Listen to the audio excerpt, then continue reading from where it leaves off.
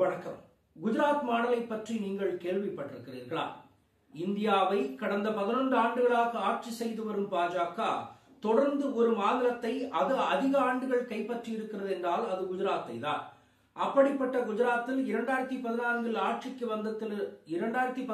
ஆட்சிக்கு வந்ததிலிருந்தே குஜராத் மாடலை போன்று இந்தியாவில் இருக்கக்கூடிய அனைத்து மாடல்களும் குஜராத் மாடலை பின்பற்ற வேண்டும் என்றெல்லாம் மோடியும் அமித்ஷாவும் தங்களுடைய தொண்டையை கீறி நடக்கக்கூடிய இடங்களிலெல்லாம் பேசிக் கொண்டிருப்பவர்கள் தற்போது அவர்களுடைய முகங்கள் அனைத்தும் அல்லது அந்த குஜராத்தினுடைய மோசமான நிலைமை அனைத்தும் தற்போது ஒவ்வொன்றாக கிழித்து தொங்க விடப்பட்டுக் கொண்டிருக்கின்றன.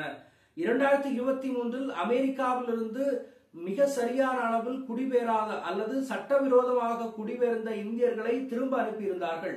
அதில் 63,000 பேர் இருந்திருக்கிறார்கள். அந்த 63,000 பேரில் 40,000 பேர் குஜராத்தை சார்ந்தவர்கள் என்பதுதான் நடக்கக்கூடிய செய்திகளாக இருந்தது. இன்றும் அது நடந்து கொண்டுதான் இருக்கிறது.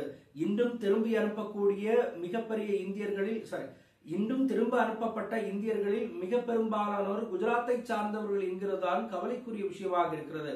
ஏன் குஜராத் மாடல் இப்படி வீழ்ச்சி அடைந்திருக்கிறது? ஏன் குஜராத் மக்கள் இந்தியாவிலிருந்து புலம்பெயர்ந்து சட்டவிரோதமாக வேறு நாடுகளுக்கு செல்கிறார்கள் என்று பார்த்தால், குஜராத்தில் இருக்கக்கூடிய பிரச்சனை என்னவென்றால், அனைத்து விஷயங்களையும் தனியார் மயமாக்கி மக்களை மிகப்பெரிய அளவில் வேதனைக்குள்ளாக்கி சிறு குறு வியாபாரிகளை ஒட்டுமொத்தமாக அவர்களுடைய வியாபாரங்களை முடக்கச் செய்து அனைத்தையும் தனியாருக்கு தாரை வார்த்து கொடுத்த பின்பு அங்கிருக்கக்கூடிய மக்கள் வாழ்வாதாரத்தை தேடி சட்டவிரோதமாக வேறு நாடுகளுக்கு செல்வதுதான் அவருடைய ஒரே வழியாக இருந்து வருகிறது.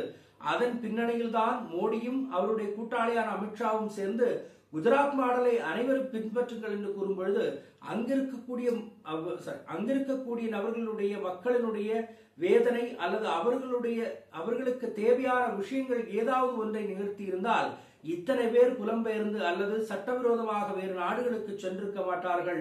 இனிமேல் நீங்கள் குஜராத் மாடலை பற்றி கூறுவதை விட்டுவிட்டு மற்ற மாநிலங்கள் எப்படி சிறப்பாக திகழ்கின்றன என்பதையும் நீங்கள் பார்க்க வேண்டும்.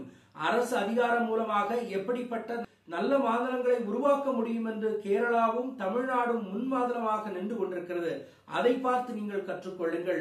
உங்களுடைய குஜராத் மாடலை தமிழ்நாடு பார்த்து கற்றுக்கொள்ளுங்கள் என்று நீங்கள் கூறியிருந்தீர்கள் அல்லவா? அதை நீங்கள் திரும்பி பார்க்க வேண்டும். ஏனென்றால் குஜராத்தின் நிலைமைதான் இப்போது மோசமாகி இருக்கிறது. மத்திய அரசாங்கம் வெளியிடக்கூடிய எந்த ஒரு பட்டியலிலும் முதலிடத்திலும் 2வது இடத்திலும் கேரளாவும் தமிழ்நாடும் இருக்கிறது. படிப்பாகட்டும், குழந்தைகளை பாதுகாப்பதிலிருந்து உணவு பழக்க வழக்கங்கள் போன்றவைகள் அனைத்திலும் இந்தியாவில் 2 தமிழ்நாடு மற்றும் கேரளா ஆகிய 2 மாநிலங்களும் முதலிடமாக இருக்கிறது. அதனால் குஜராத் மாடல் என்று மக்களை ஏமாற்றிக் கொண்டிருப்பவர்களே குஜராத் மாடலே ஒரு ஏமாற்றம் தான் என்றும் அந்த தோல்வியில் குஜராத் மாடல் சென்றுவிட்டது என்பதையும் நீங்கள் நினைவில் கொள்ளுங்கள். பொறுத்திருந்து பார்ப்போம். மற்றவர்கள் சந்திப்போம். நன்றி, வணக்கம்.